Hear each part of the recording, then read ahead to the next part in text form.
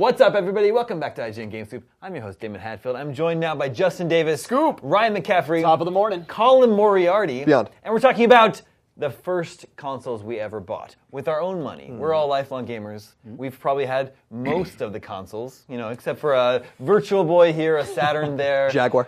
I had a Jaguar. Oh, of course you did. one good game ever, Aliens vs. Predator. Tempest 2000. Yeah. There's a couple. There's a couple on there. It's not like a 3DO. Like, what are you gonna play in a 3DO? That's true. Road Rash.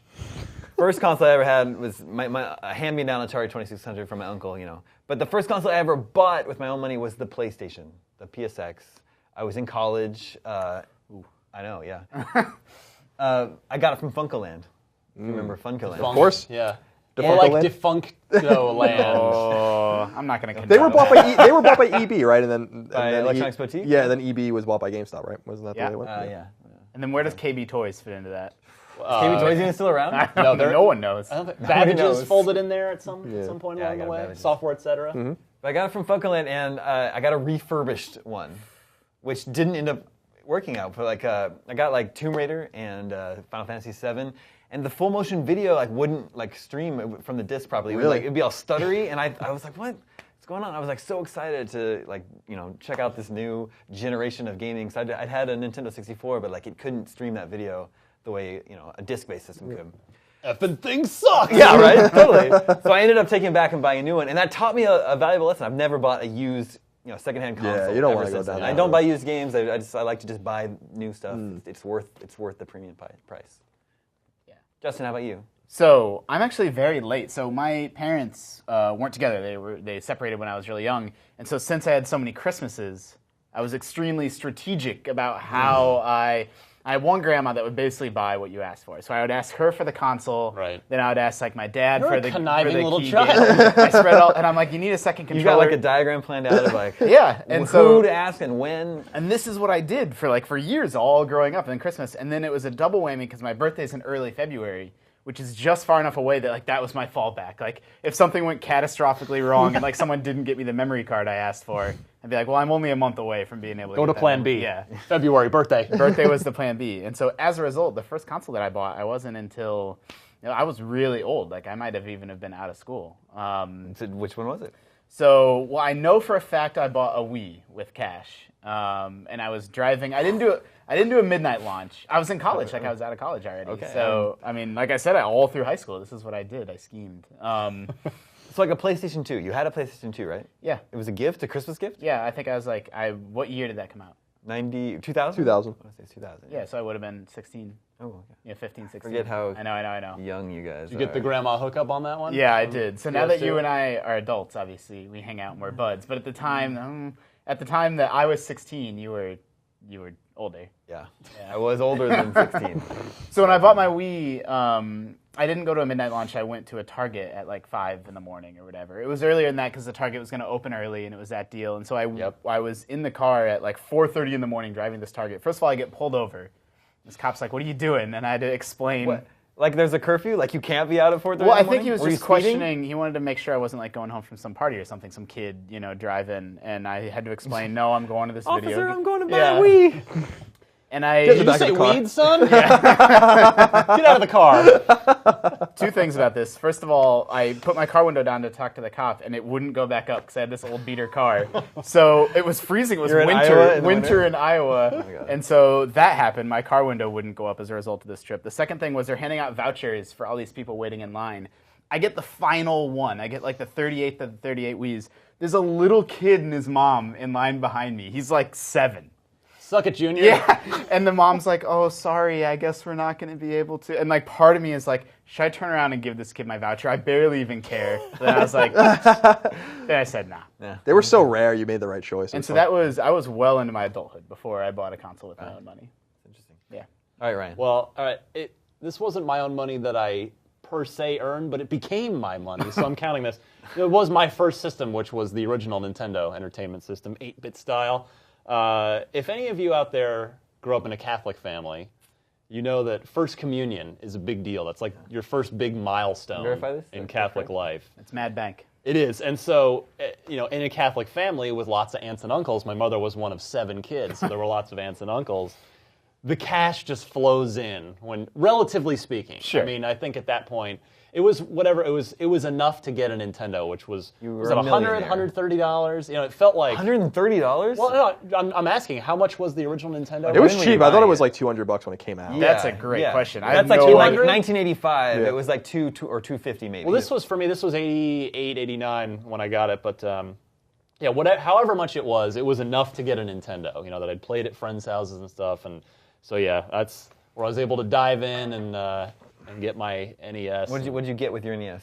Well, I'm pretty sure just the Super Mario Brothers Duck Hunt combo cart pack-in. But You didn't have Rob the Robot. No, never had a Rob, never had a Power Glove. I missed out on the totally cheesy 80s-tastic peripherals. Yeah. But you know, I remember going to buy the first Legend of Zelda, gold cartridge, blowing my mind. Not too long after that, and Kid Icarus was a huge favorite of mine in the early days. Awesome. But yeah, that was I was able to cash in my just basically having to walk down a church aisle and say some stuff. And turn that into a Nintendo. So yeah, you're not really too concerned about the religious significance of like what you're going through. You're just like, yes.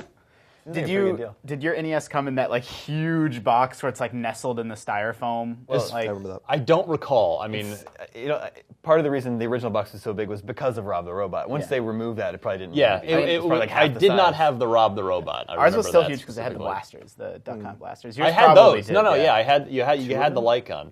Maybe. I thought it was one light gun. I think it's just one. One light gun. It's also crazy that like I got my NES like in '89, or our family got one at that time too, and it's like the NES had been out like 4 years by that point. But it hadn't caught fire until it took a year or two, right? Before it's just different. Like those innocent times, you're like a dumb kid and you don't know that like you're buying something that's like years old. Like now everyone knows, like, oh, the 360's old. Like, yeah, no, my 8-year-old nephew like still wants a DS, like a regular DS. He doesn't know. Yeah, he has no idea. I wish I were that blissfully ignorant again. That would be fun.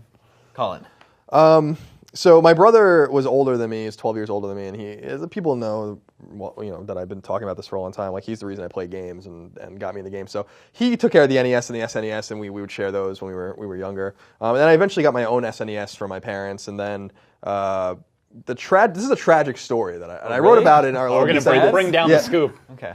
I'll get my Kleenex ready to cry into. When Final Fantasy VII was revealed on PS1, I was like, I have to have this game because I was a huge JRPG nerd on SNES, and I think SNES has a really wonderful library of JRPGs, and the NES itself, the original NES, is still my favorite console of all time by a mile. Dragon Warrior, Faxanadu. Faxanadu is awesome. Go down the list. The original Final Fantasy. There's a lot of great games on NES, and then SNES, of course, had Chrono Trigger and Final Fantasy IV and Final Fantasy VI and Secret of Mana and Secret of Evermore and what was the Seventh Saga and all these ActRaiser, like just friggin' million great JRPGs. But I had this. I was like 12 or 13 when Final Fantasy VII was announced, and I was like, I have to have a PlayStation. And I have to have this game. So the summer of '97, I took all my SNES games. Oh no! I went to EB. This is sad. Yeah. This is really sad. Yeah, I went to EB and sold every one of my SNES games. Oh my god! I remember like it was yesterday. I got $17 for Final Fantasy III. I remember that. That's pretty which good, is that's like one of $80 the game at the time. and that's like one of the most valuable like games, like working with a battery and stuff today. I sold Secret of Mana, I sold Chrono Trigger, I sold like obviously Mario World and all the platformers I had. And I ended up getting like quite a bit of money, like $400 probably for all of it. So I bought a PS1, I pre-ordered Final Fantasy VII, and then later I used the cash to get Castlevania Symphony of the Night. Castlevania Symphony of the Night, of course, is like one of the best games of all time. So it all worked out, but in reflecting back, I didn't know I needed a memory card either. This is the other thing that was really funny. I think this is a common. It doesn't save your game to the disc. Like this was a common problem I think back in the day because I got home and I was like, I didn't have Final Fantasy VII yet. I had like the jam pack thing that came with it. Oh yeah. There was like some things you can do like it is like it does not reading a memory card, and I was like, what the hell is a memory card? Yeah. Like no one even told me about this at the store, so I had to like use some of the money to get a memory card, and then it all worked out in the end. PlayStation is, I think has an even better roster of JRPGs than SNES. I think actually by a mile. The original PlayStation. Yeah. Wild Arms, Tales of Destiny, all the Final Fantasy games, Dragon Warrior 7, like Breath of Fire 3, like Final Fantasy Tactics. Yeah, Tactics, of course, Tactics Ogre. There's like a million great PlayStation RPGs, and so it worked out. But like when I think about that, I still kind of cringe inside. I'm like, oh, I didn't know. Like what was I doing? But did you buy the games back? No. You I remember going. You still don't own them.